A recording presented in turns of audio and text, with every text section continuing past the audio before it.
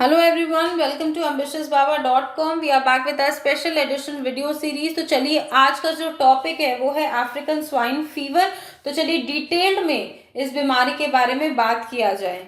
जैसा कि आप सब जानते हैं कि पूरी दुनिया ऑलरेडी कोरोना वायरस के संक्रमण को झेल रही है, उसके प्रकोप को झेल रही है, one of the Nations being India.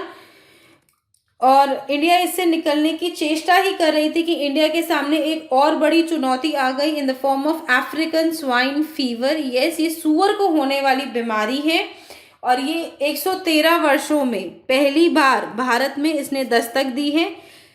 Official sources की माने तो फरवरी से ये संक्रमित किए जा रही है यहाँ के जंगली और पालतू सुअरों को, और अभी तक लगभग 3,000 सुअर की मौत हो चुकी है, mainly in the state of Assam. This is a major cause of concern for the animal husbandry department. तो चलिए जानते हैं मोर इस बीमारी के बारे में।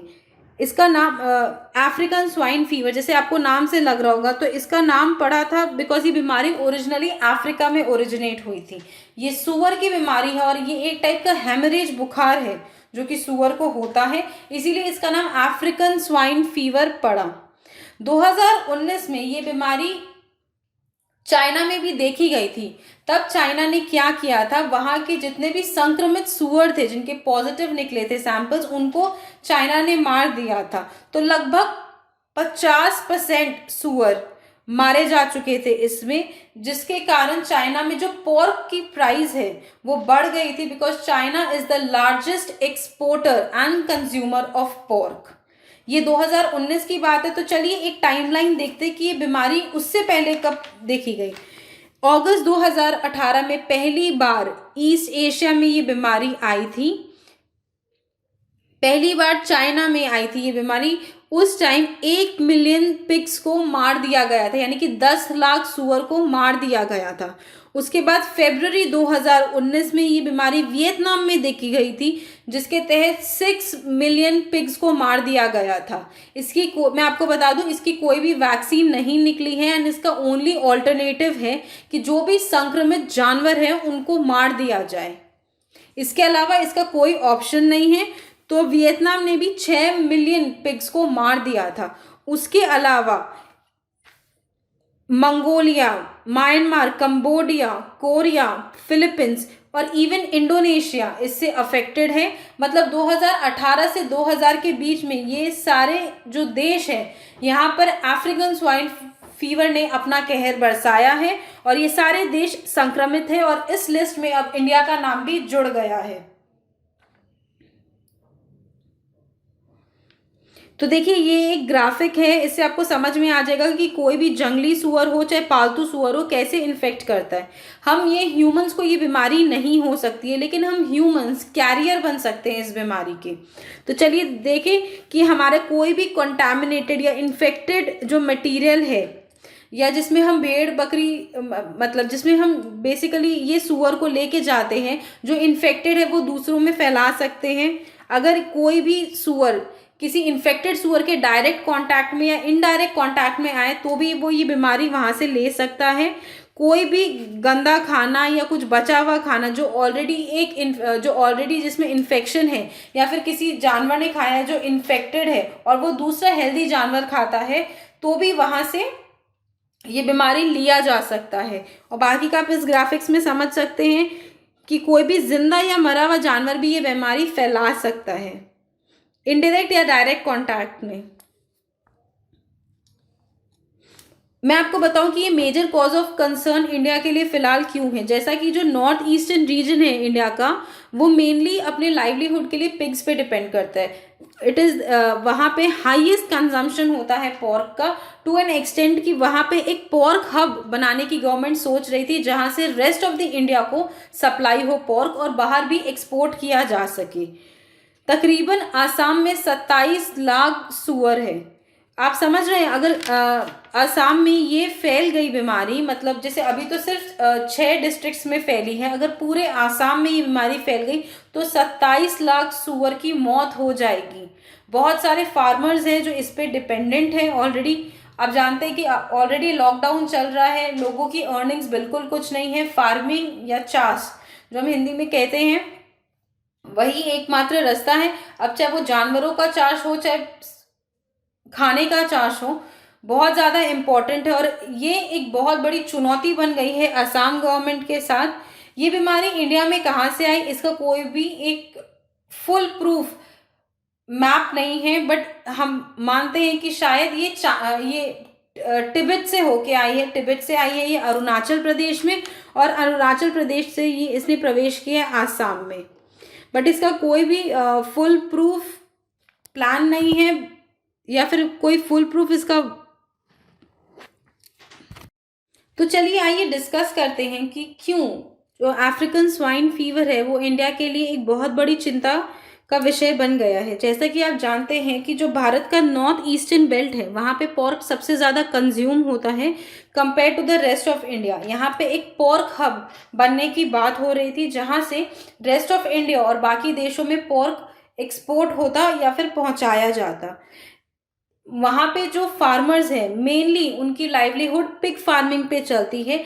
ऐसे में अगर ऐसी बीमारी ने एक बहुत बड़ा रूप ले लिया भारत में, तो तकरीबन सारे जो सुअर हैं उनकी जान चली जाएगी, और ये जितने भी फार्मर्स हैं वो वापस सड़क पर आ जाएंगे। तो ये एक बहुत बड़ा इकोनॉमिक और फाइनेंशियल बर्डन हो जाएगा गवर्नमेंट पे इस इंडस्ट्री को रिवाइव करने के लिए। इसीलिए this is a major cause of concern for the Indian government.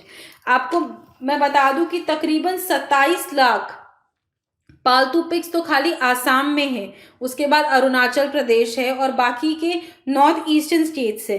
ये बीमारी पहली बार, जैसा कि मैंने आपको ऑलरेडी बताया था, अफ्रीका में हुई थी 1907 में।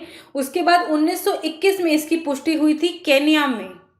तब तक ये उन्हीं रीजन में था। 1957 के बाद ये देखा गया कि ये यूरोप में भी अपना संक्रमण फैला रहा है, क्योंकि लोग अफ्रीका से सुअर ला के यूरोप में फार्मिंग करने लगे, mainly in Portugal and Spain. और उसके बाद ये बीमारी ने जगह जगह कई कंट्रीज को इन्फेक्ट किया है, जैसा कि China, Mongolia, Vietnam, Myanmar, Cambodia, Republic of Korea, Philippines, Indonesia, और अब इसकी गिनती में है भारत।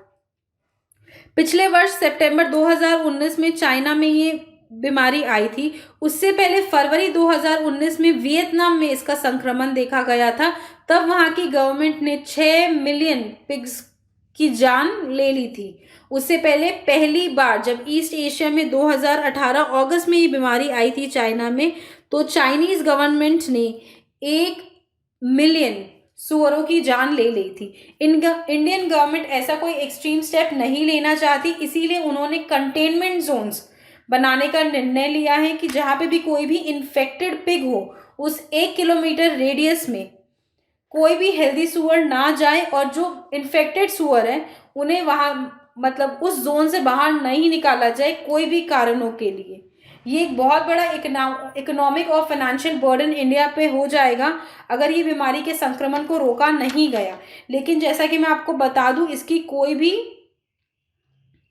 वैक्सीन अभी तक नहीं निकली है। इस टाइप का और एक फीवर इंडिया में पहले आया था जिसे हम स्वाइन फ्लू कहते हैं या स्वाइन इन्फ्लुएंजा कहते हैं। ये लंग्स की बीमारी थी जिसमें सांस लेने में तकलीफ हो रही थी, और एक टाइप ए इन्फ्लुएंजा वायरस से हुई थी। इसकी वैक्सीन है और इसके मोर्टालिटी रेट्स काफ़ी कम है। मतलब अगर 10 में से 4 शायद सुअर की जान जाएगी, बट यहाँ पे जो केस है विच इज़ वेरी डेडली, कि यहाँ पे कम से कम 10 में से 10 सुअरों की जान जाएगी।